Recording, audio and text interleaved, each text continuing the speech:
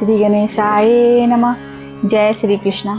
आज मैं श्रीमद् भागवत महापुराण के तृतीय स्कंद के द्वितीय अध्याय के भावार्थों को पढ़ने जा रही हूँ, जिसमें उद्धव जी द्वारा भगवान की बाल लीलाओं का वर्णन है। श्री कृष्ण ये बातें जब याद आती है तब आज भी मेरा चित्त अत्यंत व्यवस्थित हो जाता है, जिन्होंने काल रूप अपने भ्रुकुटी विलास से ही पृथ्वी का सारा भार उतार दिया था।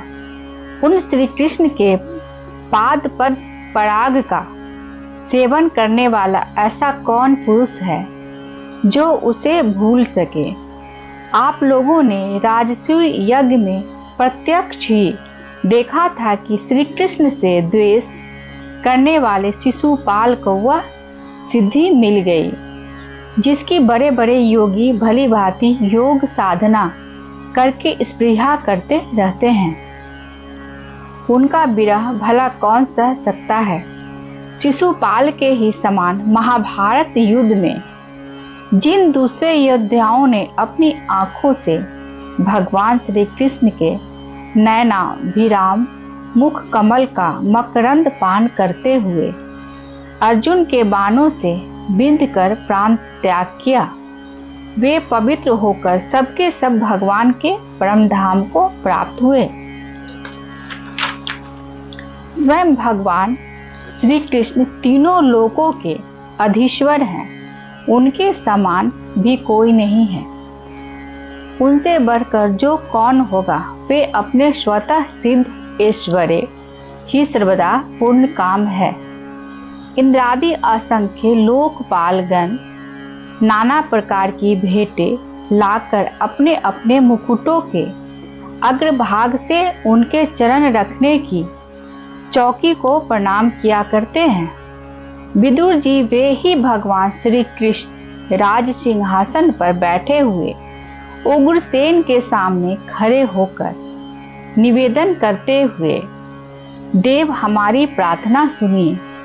उनके इन सेवा भाव की याद आते ही हम जैसे सेवकों का चित्त अत्यंत व्यथित हो जाता है। पापनी पूतना के अपने स्तनों में हलाहल विष लगाकर श्री कृष्ण को मार डालने की नियत से उन्हें दूध पिलाया था, उसको भी भगवान ने वह परम गति दी जो धाय को मिलनी चाहिए। उन भगवान श्री कृष्ण के अतिरिक्त और कौन दयालु है जिसकी शरण ग्रहण करे। मैं असुरों को भी भगवान का भक्त समझता हूँ, क्योंकि वैर भावजनित क्रोध के कारण उनका चित्त सदा श्री कृष्ण में लगा रहता था और उन्हें रणभूमि में सुदर्शन चक्रधारी भगवान को कंधे पर चढ़ाकर झपटते हुए गरुड़ जी के दर्शन हुआ करते थे। ब्रह्मा जी की प्रार्थना से पृथ्वी का भार उतार कर उसे सुखी करने के लिए कंस के कारागार में वासुदेव की यहाँ भगवान ने अवतार लिया। उस समय कंस के डर से पिता वासुदेवी देव जी ने उन्हें नंद भाव के ब्रज में पहुंचा दिया था। वहां वे बलराम जी के साथ 11 वर्ष तक इस प्रकार छिपकर रहे कि उनका प्रभाव ब्रज के बाहर किसी पर प्रकट नहीं हुआ।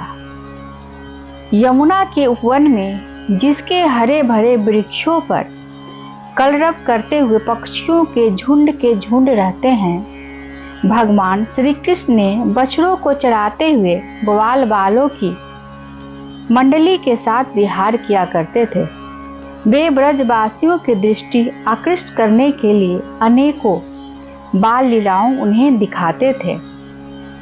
कभी रोने से लगते, कभी हंसते और कभी सिंह शावक के समान मुग्ध दृष्टि से देखते। फिर कुछ बड़े होने पर वे सफेद बैल और रंग बिरंगी शोभा की स्मृति गौओं को चराते हुए अपने साथी गोपों को बांसुरी बजाकर रिझाने लगे। इसी समय जब कंस ने उन्हें मारने के लिए बहुत से मायावी और मनमाना रूप धारण करने वाले राक्षस भेजे, तब उनको खेल ही खेल में भगवान ने मार डाला। वैसे बालक खिलौनों को तोड़ फोड़ कर डालता है। कलिया नाग का दमन करके विष मिला हुआ जल पीने से मरे हुए ग्वाल बालों और गौओं को जीवित कर उन्हें कलिया दहन का निर्दोष जल पीने की सुविधा कर दी। भगवान श्री कृष्ण ने बढ़े हुए धन का सद्व्यय करने की इच्छा से श्रेष्ठ ब्राह्मणों के द्वारा नंद बाबा से गोवर्धन पूजा रूप ही गोयज्ञ करवाया। भाद्र, इससे अपना मान भंग होने के कारण जब इंद्र ने क्रोधित होकर वज्र का विनाश करने के लिए मूसलाधार जल बरसाना आरंभ किया, तब भगवान ने करुणावर्ष खेल ही खेल में छत्र के समान गोवर्धन पर्वत को उठा लिया और अत्यंत घबराए हुए ब्रजवासियों की तथा उनके पशुओं की रक्षा की। संध्या के समय जब सारे वृंदावन में शरद के चंद्रमा की चांदनी छिटक जाती है, तब श्री कृष्ण उसका सम्मान करते हुए मधुर गान करते और गोपियों के मंडल की शोभा बढ़ाते हुए उनके साथ रास विहार करते। आज मैं श्रीमद् भागवत महापुराण के तृतीय स्कंद के द्वितीय अध्याय के आगे के भावार्थों को पढ़ेंगे। यदि मेरे से कोई त्रुटि हुई होगी तो मुझे क्षमा करेंगे। जय श्री कृष्ण।